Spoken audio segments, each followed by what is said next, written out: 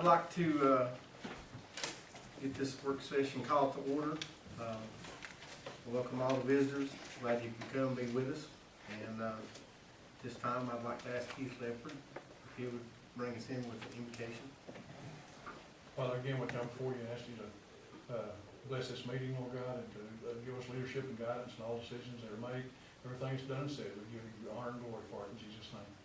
Amen. All right, thank you, Keith. Next item on the agenda for our work session is our discussion items, and we have first Family Connections contract for the year 2017. Mr. Chairman, every year about this time we have these contacts. They come to us, and Katie is here if you have any questions. It's an annual thing; those things roll over, and she can tell you if there's been any changes to them, or any other questions you might want to ask about it. The only change that I know of, we did have an increase in our budget, which we're always glad to have.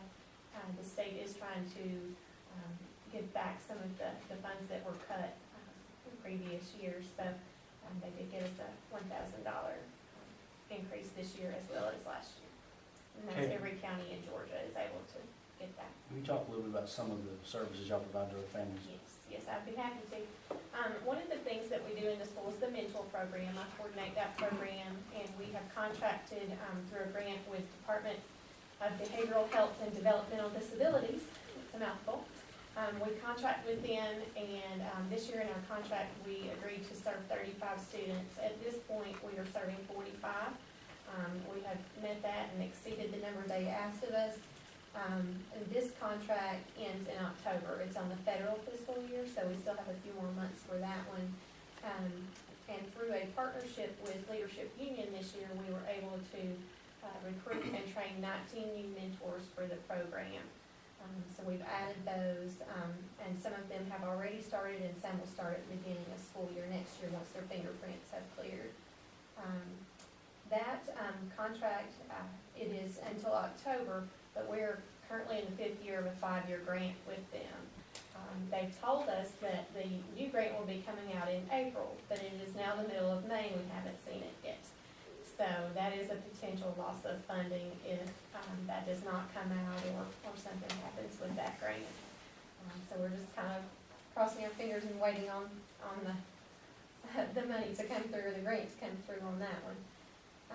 We also do the NIALO program. NIALO means it's up to you, and that is the outdoor adventure program that we are doing right now with Alternative School. This year I've had 19 students participate at the Alternative School, 17 students. We do a pre-test at the beginning of the group, and we do a post-test to see if they have gained skills during it's usually about a 12-week time that we're with them. And every single one of those 17 students that was tested showed gains in their pre and post scores, and that is on things like their ability to control their anger, to trust other people, and to deal with problems without using drugs and alcohol. So we definitely feel like that program is a benefit to those students there. One of our biggest programs that we do in the schools is the outreach program. That covers a lot of different things. I know that I've mentioned before some Christmas assistance that we do with the students, but it also covers, there's 214 students who receive a weekend food bag every week. That's through a relationship that we have with several different churches and volunteers. How many kids was that? 214. That's with pre-K through the high school. Most of those students are on free and reduced lunch, and they would be without those 2 meals that they normally get at school. They have the ability to take home some food for the weekend. So that serves a lot of kids there. We've also helped 110 families with school supplies this year. We're planning our first annual back-to-school bash for next year, where we will hand out book bags and try to do some free haircuts and different things like that. We're working with the churches on that. We have assisted 293 students with different needs, such as shoes, clothes, glasses, utilities, things like that, so that they can come to school and concentrate on their schoolwork and what is important in graduating, and not worry about having heat or food, clothes, things like that. So we reach those students. You did a drive for coats too, didn't you? We have had, a couple of different things like that. We've had coats that were donated, and I think right now we have a shoe drive going on with one of the churches. So, if it wasn't for those community agencies and churches, we wouldn't be able to operate with our emergency fund.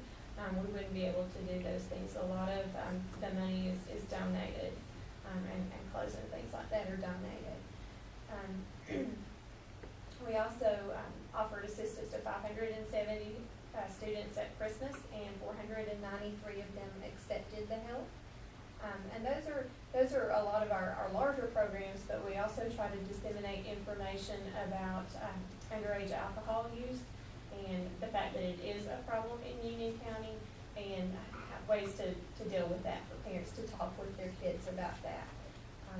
Our outreach leaders, we call them, we have 2 part-time people who work in the school with families, and they attend attendance support team with the schools to make sure that there are no barriers to attendance, that the families have what they need, if they need to be able to go to the doctor or things like that, that they can do that so that children can be healthy and come to school.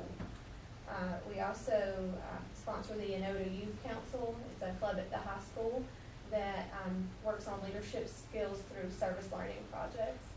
So we have that going on. And then we're involved in a 4-county grant that is with Townsend Union and Lumpkin and White. It's called the Enoto Juvenile Family Therapy Program. And we have counselors who work with students, and the goal of this program, the state has put some money into grants so that we can reduce the rate of students who are committing felonies and committing crimes. The goal is to reduce those students who have out-of-home placement, meaning that they are assigned to YDC, the Youth Detention Center, or that they are placed in a long-term facility out of their home. The state wanted to reduce that, so they put money for grants out there. We were able to get that along with the other 3 counties, and our goal for our grant was to reduce the students, or the youth who committed by 20%, and last year it was reduced by 53%. So those students are not recommitting, they're having intensive family therapy, their needs, other resources are being offered to them so that it is not, that they are not going out and getting into trouble. And we also, Family Connection also attends agency meetings and works with the schools and the churches to make sure that we have wraparound services provided to families, and that we're all on the same page and working together. If it's with DFACS or if it's with Avita mental health facility, we're all coming together so that we can work with the students and make sure they have all of their needs met. So that's kind of the rundown. All of the different hats and programs that we wear and that we have going on. Do you have any questions about any of that, or? How many are there of you? I'm the only full-time person. Tim Grizzle, our past coordinator, acts as a consultant for us, and then we have 2 part-time outreach leaders. So we cover both pre-Ks and primary, elementary, middle school, high school, Mountain Education, high school, AEP, and Woody Gap. How do you do all that on that small little budget? Well, that's a good question. That's a good question.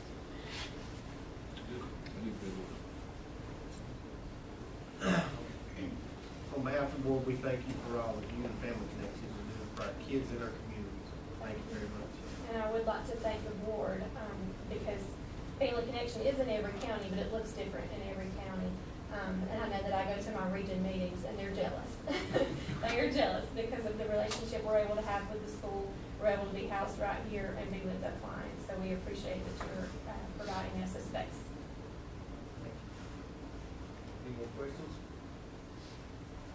All right, thank you, ma'am. Moving on, we're going to go into the summer technology projects. All right. We'll turn that over to Mr. Driscoll. Oh, yes. He's been working on that. Every year we get ready for the projects we want to do in the summer when the students are gone, so we're trying to get ready for next year. So this is part of that, and what we did with our technology committee, we had each student set up their own technology committee to make recommendations to the principals on what they needed and so forth, so Mr. Driscoll's kind of coordinated all that for us. Mr. Driscoll? Basically, what we have for the summer is, the schools have put in that we've been using these Chromebook devices, which you might have seen. It's looks kind of like a laptop, but it basically lets you get on the internet and lets the schools use the Google Classroom with their students. And it's become a real popular little device, and they're not too expensive, so it works really well. And we've had schools that have asked for more of those.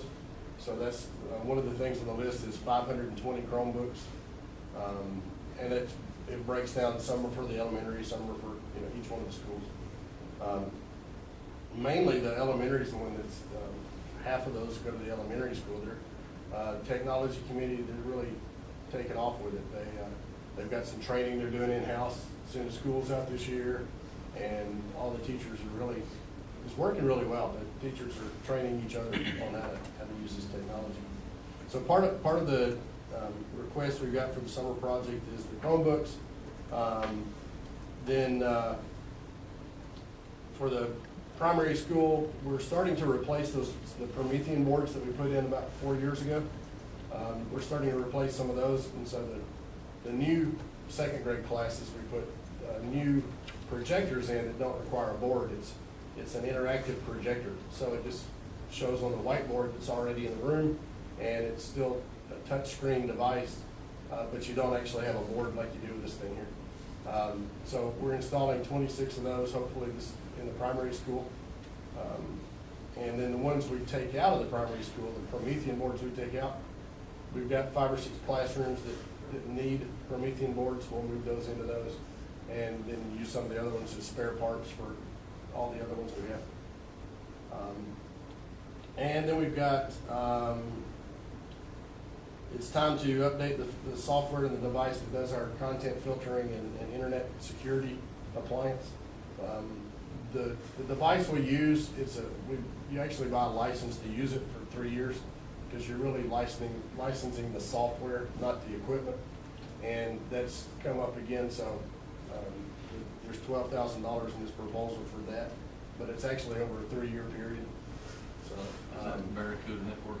well, it's called iBoss. Oh, I Yeah, yeah. And so we're comparing some other models of other products that do the same thing.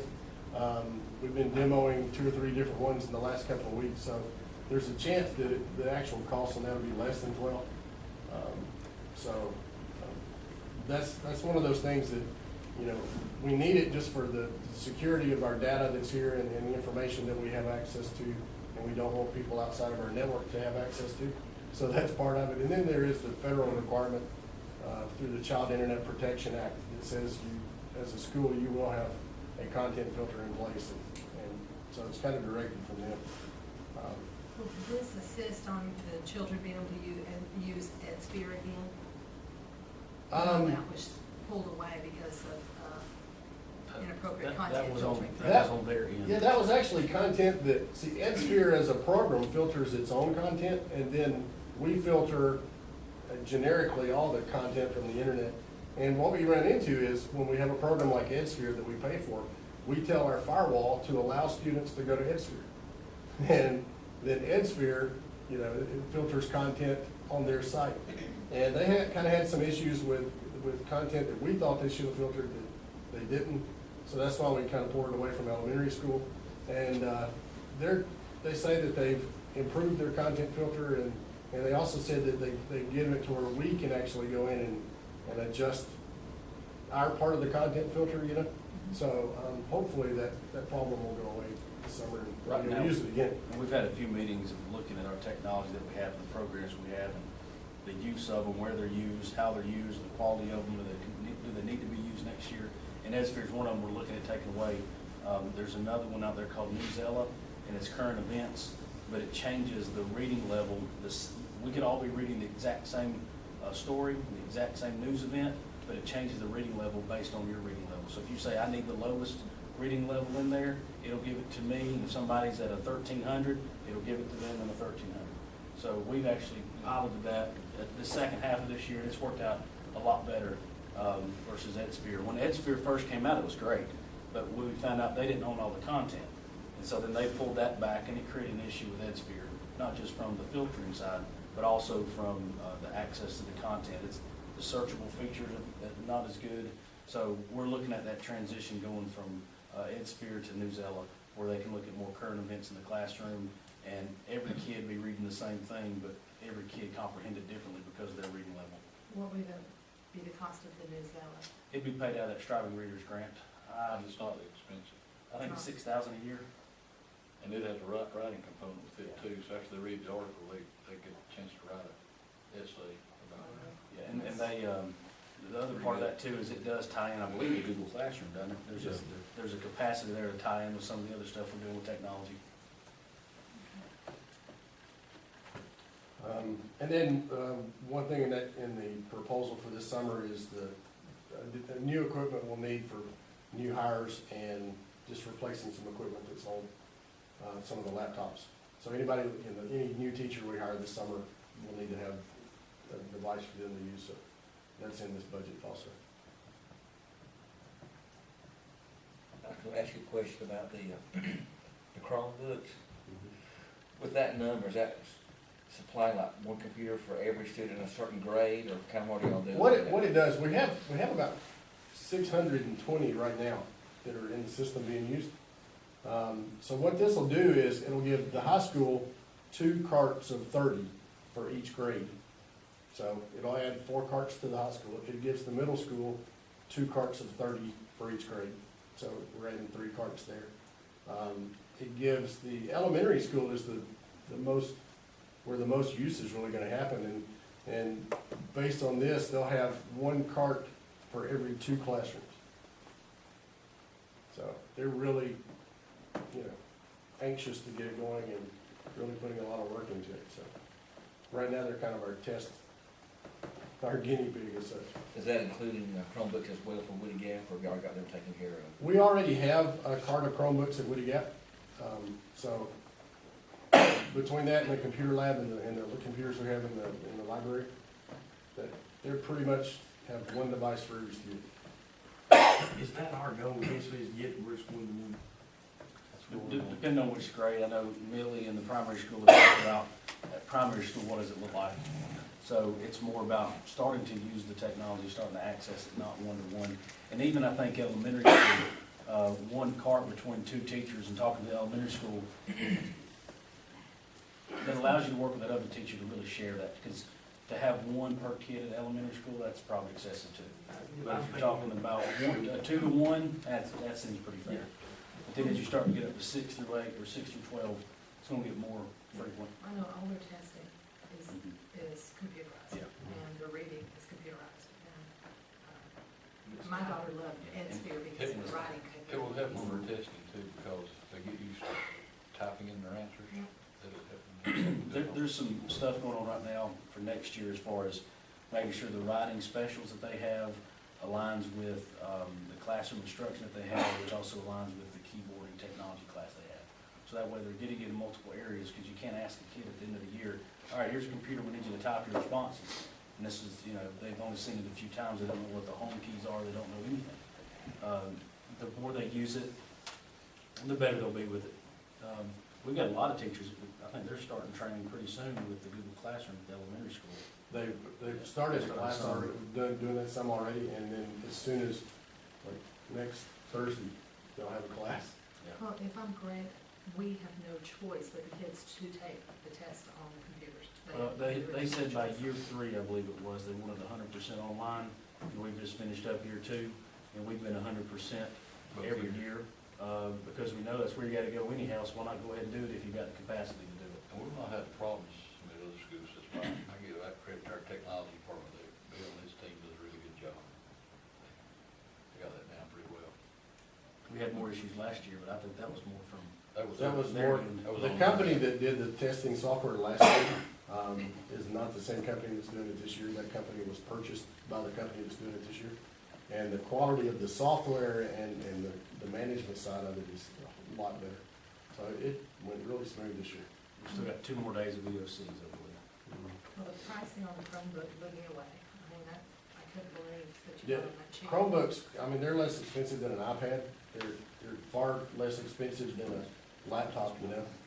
So when you look at it and, you know, you talk about putting one in a student's hand to use all day or whatever, you know, the price is not really that steep, so you don't really feel bad about a student using a $200 device instead of The only thing is a they have to $1,000 have, device. they have to have a Google account, right? Right, which we have. Which we have for all of our students. Right. And I think we should, you know, if you have board members wanting to buy computers through our school pricing, I think we could do that. I think teachers can. Okay, I want to get with you on that. And I think, you know, even parents, if they wanted to, I think we could work with them to do that. Have some system where we can get paid up front, so we, you know, we can really clear it with all of them. But we get good pricing because we buy as many as we do, so. Got a question, the Chromebook, how does it compare to an iPad? A Chromebook, you know, it's gonna have a keyboard where the iPad doesn't. The iPad's a touchscreen and the Chromebook's not. So the Chromebook really works more like a laptop computer.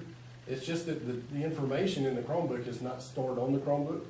It's stored on the internet in your Google account, in your Gmail account, and all our students have a Gmail account. So that's where all their data is. And the nice thing is, if you gave them an iPad and they had information on it, they had work they had done, and the iPad breaks, well, their information's still on it.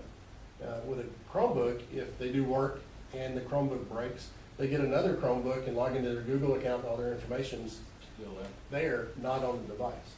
So there's some Shared real- documents there's some between pluses to it. classmates and teachers Yeah. and. Basically, when I went to an Basically, it's- iPhone, so I wouldn't lose everything every time. Basically, it's a proxy computer. It really is. And it doesn't have a hard drive. No, and, you know, it's one of those where if the internet was totally gone, then the Chromebook would be useless. So, Yeah, but the biggest risk I think we have with the iPads, with the computers, is them bringing content from home right, that is inappropriate. right, and that can't happen with This a can't Chromebook. Yeah, this is through our filter. They can't And the even, nice thing with the Chromebook is, we can actually set them up to where if we let them take them home, it would still come back through our content filter before it went to the internet.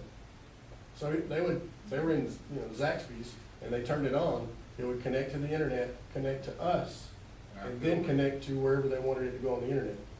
So it's filtering through here no matter where they are.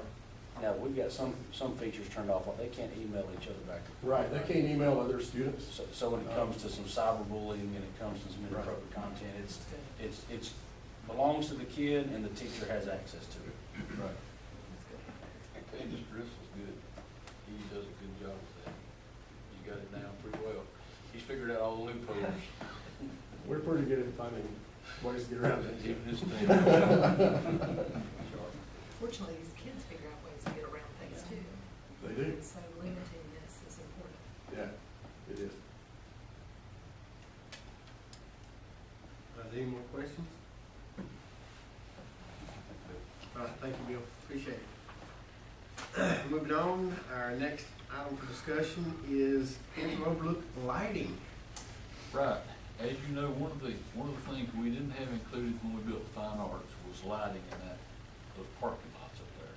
And that was a scary thought when we opened that thing up and we realized we didn't have lighting. You got those stairs coming, that steep stairwell down. And, so we've been renting lights, those portable lights, every time we have an event. That gets pretty expensive. We knew eventually we had to do something. And eventually that whole side up there will be developed. So we needed lighting on all of it, and there had to be some extra things done, like they've run additional service, I think, up there and some things. So, we got a contractor to look at it from up in North Carolina that done some lighting before that we knew was pretty good. They were pretty expensive. We talked with, Blue Ridge EMC. They struggled a little at first because I think they were having some issues. They were kind of involved, but they got it together and worked with an engineer up there, Kevin Conley, who was very helpful. And we got a proposal from them, and you got that in front of you. And they listed 4 options. And you remember last time we met, I told you that I wanted to wait before we did anything because I wanted to see if we could get a better pricing on the monthly fee. And they had they had estimated a price of $297.40 per month for the lighting. Well, I talked to Kevin and some others up there, and Kevin was kind of our intermediator between us and the management up there, and we were able to get that down to $119.23 a month from now on. So that's gonna help us a lot down the road. And I tell you, it's a really good deal. The option I think is the best one. My recommendation would be option 3, but we have the money to pay for it all up front, and we have if you do the monthly maintenance cost, that's $740 a month. I think we'd be better off to wait till we have a problem and then call them in and pay them according to the labor, materials, and transportation. I don't think it'll ever be that much, especially with a new system. And then we'll get that reduced rate, which is their basic rate. That's about the same as residential lighting, outside lighting. So for $119.23 a month. So the whole cost, actually the cost for installing the lights is $114,450. But the other added cost, which brings it to $123,000, is the 2 3-phase primary junctions that have to be located because of the distance involved. And that's $8,574. But we're gonna have to have those anyway if you do anything else up there. If you ever put a concession stand or anything like that, you're gonna have to have some of those kind of things. Are these posts, They're post posts, lamps? and they have the little Arm? arm comes out, it's like the ones we got. The only difference is we can have LED lighting. I was gonna say that, is these LED? LED. How many posts are there? Just 30 something? 39. 39. So, I mean, they gave us a real deal. So, I mean, Keith and Chris know a lot more about it than I do, but they've worked real hard on this, so. Anything I left out? You did a great job. Everything I've got you pretty much covered. Chris, we're glad you hung around this evening. I didn't let you know that. Now, the only thing you want to mention about the rock, There will be a rock clause up there because that was built on solid stone. They're gonna put a rock clause in there, but, basically, I talked to him about it and it will read, if they hit rock, that it's gonna give them a problem. They're gonna come to us and we'll work out something, whatever it is. But where they're gonna put them, it'll be on the perimeter, more than likely will be okay. More than likely, because it's not gonna be in the center out there, it'll be around the edges, so I So they think we'll won't be have to put them okay. on pedestals, they'll just They'll be on plant them pedestals. and direct burial along the edge of the dirt. That's right, Okay. But the stairwells and everything will be well lit. yes. Oh, yeah. It basically goes from the upper parking lot of the baseball softball field down the parking lot and then around It's a whole complex. the whole auditorium out there, so we'll be in good shape. Where the band practices up there, It will be lit too. that will be It'll be properly lit as well. Because they'll be practicing now, too. We're up there, you can't see the people. You'll be able to hear them 12, 1 o'clock in the morning. No. And am I right in assuming that those lights do not have to stay on all the time? They'll be on a dusk to dawn setting. Right. Okay. We actually discussed the possibility of having a switch we could turn them on and off. With the LED, we were better off just to go ahead and do the dusk to dawn for the rate they're giving us. That's a good deal. It's a real deal. Maybe that'll keep some vandals away. Okay. So it'll be lit all the time. All right. Any more questions? No more? That $119, that's gonna cover the power for all of those lights, am I understanding that right? You understood that exactly right. I told you the deal, didn't I? Can't beat that. I better not do it at my home. All right. One other thing Keith and Chris talked about, is renovations for AEP. I didn't get that on the agenda, so we need to add that to the agenda. But, they had asked last year about, that building is probably the oldest that's not been renovated, if that could be renovated. And they wasn't asking for a lot of stuff, they talking about new tile, paint, doors maybe, I don't know, Basically, an office area. paint and, baseboard, couple doors got to be replaced, a, new entryway, not new entryway, but additional, lockout entryway, and a, service desk for the receptionist. And then change out some concrete in Some the back. concrete in the back between the old gym and the building that actually has frozen and heaved up and turned water into the building, so we've got to take that concrete out. So it's flooding every time we had a lot of rainfall. How old is that building? 54. 1954. Is that the red up here? Mm-hmm. So we're about to get our money's worth out of it. We're working on it. But anyway, we had 2 bids on it. Had 2 bids. I had a couple other contractors ask about pricing, or I asked them for pricing. They didn't come through on them, but we got 2 bids out of it. One was for $96,000, the other one was for $72,500. Who is the 72,500? Boyd Watson. Do you have that in writing where we can get a copy? Thank you.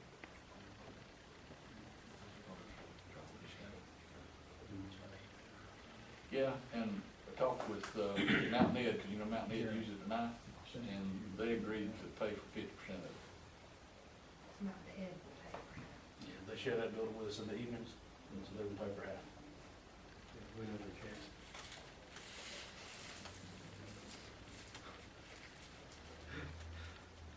All right, thank you, Keith, Chris, and, is that all that we're needing on this? Mr. Steve? Okay, then with that being said, I would entertain a motion for us to go into executive session. That way we can discuss personnel, no decisions will be made in executive session. And at this time, I would entertain a motion. I'll make that motion. Second. All in favor?